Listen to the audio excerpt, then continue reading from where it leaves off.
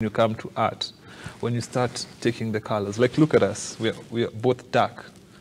Because why I don't wear any color. I don't wear any color. Is it something synonymous with the majority of artists? I've ever gotten attacked because of a color I've worn. Huh. And maybe somebody would not understand it, but ukundani, like you get some stupid attacks when you get to another level of painting. And that was my... It's a good thing you're touching on it. Jeff, I'm even afraid to ask this question, but I'm going to ask you. Ask it. I'm going to ask you. Because I started asking you when it was a bit just general. Jeff, that for you to become a proper artist, and you see what he said, that we're looking into their base, that you sort of step out of the normal. That we've seen a lot of movies where best artists are guys, for lack of a better word, who've gone crazy. I'm going to ask you that question now. Jeff, would you consider yourself crazy? You are crazy. But sometimes people will look at you and say, what's wrong with this one? I would say crazy in not crazy in the sense of this world, but crazy in the sense of how I approach things. You know, I don't approach things the orthodox way, like just the normal way. My approach to problems, to everything is different. And it's only because I think I've delved inside myself so much that I know I don't know anything. And then I know something about color that I'm still trying to understand it. And then I'm trying to understand why is it that I love color when I see it, when I see color in spaces, when I see people doing what I'm doing. But then there's this part that most people will not understand. Because you are a medium when you come to being an artist. You are a medium. Literally everything in this studio was drawn before it came into fruition. Everything in here was practically drawn before. We're actually sitting on a drawing, you know.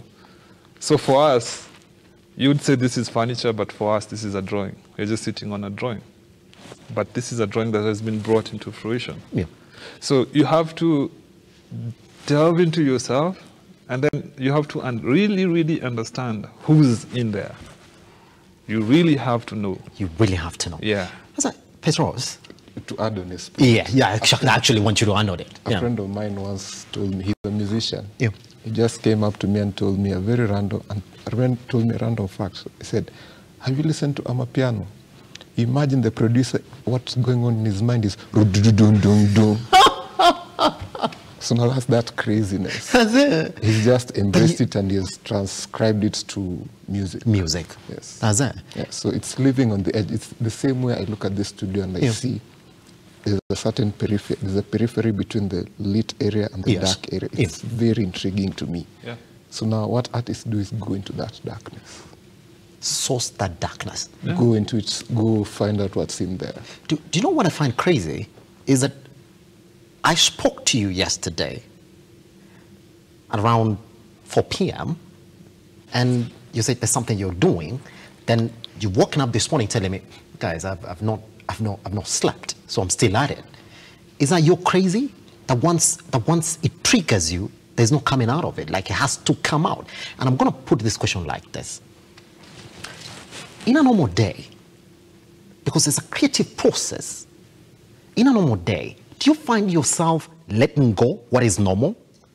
In the sense of, guys were having a conversation, and then, Jeff, you're lost. You've seen it, and you want to put it down. Has somebody ever told you, wait, bwana, ebu toka your place, uko like, wait, tuko hapa? Yeah, last week. Last week, Yeah. Right now, I'm even working. I'm still trying to understand how this light is working. I put it in my art. Whoa. Like somebody just wakes you up, tells you, we're here. Yeah, because literally, when you tap into art, it's almost as if you live two worlds. A world where you can do whatever you wish. And then there's a physical world where you have to be functional, where I know if I stay beyond midnight, I won't get any shops open. However, I can create at any time I wish. So there are two worlds we live. There's something called tradition that we have. Tradition is there's breakfast, lunch, supper. Yeah. So somebody knows I have to eat breakfast, lunch, supper. For me, I eat when I'm hungry. So I don't have that. I don't have, and I sleep when I'm sleepy. Same way he's saying. We don't have traditions. It's not that. It's never there. It's not that. It's not never take away there. from the traditions because we understand the functionality of it. Of tradition. Yes. Yeah. Because hey, if I don't have, if the traditions are not there, I will not get a matatu.